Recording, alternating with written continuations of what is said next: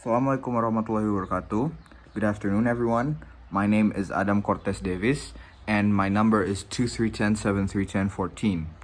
Now, today, I would like to talk about or discuss about discourse and language, kind of an introduction to what it is. Now, language. When you ask people about what's the use of language or what's the function of language, a lot of people would say language is used for giving and receiving information. Whilst that is true, language is more than that. It is more than just a tool for receiving and giving information. Language is to do things or to be things. It's to do what we want or to be what we want. So for an example, language is used to do things. And what I mean by that is when we do an action, it is always supported by a language. And this just shows how language is very important to support our actions. For example, when we promise things to other people or when we propose our loved ones, we are doing an action but supported by a language. But the language is strong and it supports our action and it allows us to do things. It's not just giving information, it goes beyond that. And that just shows how that claim of language is only a tool for giving information is false. And language also allows us to be things. Now, language allows us to be things because, for example, when we want to be a certain person or a certain person as a something, like for example we want to be a doctor or a lawyer, we are required to use a certain language that is known for that application of job. And so when this kind of shows how that language shapes us as a human, you know. So for example, if you're a lawyer, you would use vocabularies that are tied within law, and this shapes us as a human, that this person is a lawyer because he's using this language and it gives him this identity. So language gives us an identity, you know. And the next thing I want to talk about is language and practices. So practices, to show how much we take language too much for granted is, for example, this example. So I want to talk about a game of Yu-Gi-Oh!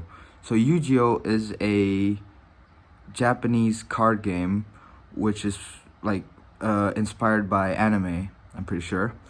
And we take this example by, for example, I will say a phrase or a sentence that is tied to Yu-Gi-Oh! So for example, when I say that card, if you flip it, it will summon an attack, or if you flip it and it will double summon an attack, it will give opponent an extra 2x damage. Now, from that phrase, a lot of people will not understand what I am talking about. So what will they do? They will probably search the words one by one in a dictionary or some sort, because that's what they have been taught in language school. If you don't understand it, search it up in a dictionary. Well, that might be true, but if you search up those words one by one, it'll make things worse because you don't see the correlation between the words, like how they work together, and then you just get more confused. In reality, when you want to understand that phrase, you would want to go to a real scenario where people are playing Yu-Gi-Oh! And ask around. Or you just start playing with another person and you just start asking them, what does this mean? What does that mean?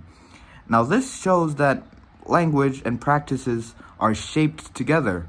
So what practices mean is basically that Yu-Gi-Oh! Thing that I explained is a practice. And the same goes with lecturers or lecturing or political things. Like, people will not understand if they don't dive deeper to those realms of things. So people will not understand the language if it's just like opening up a dictionary.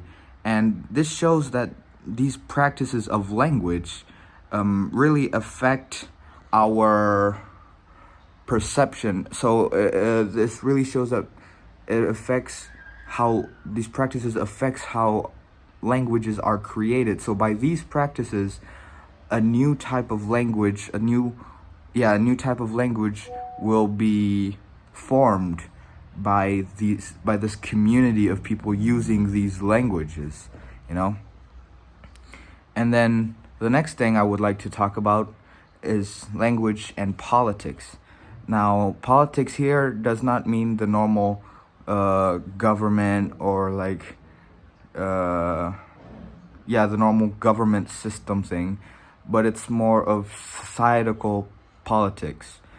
So another example of why language is not, like my previous point, is why language is not just a tool for giving information, is this. For example, when someone is told that they are a good student, or when I say this relationship, that relationship is they're married. Now, these examples that I gave you, they're not just like some random words like a good student or marriage, but they are very powerful words that have real consequences if I get it wrong, you know? Like it'll affect how these people how these people are viewed by other people. And I'm sorry. Excuse me.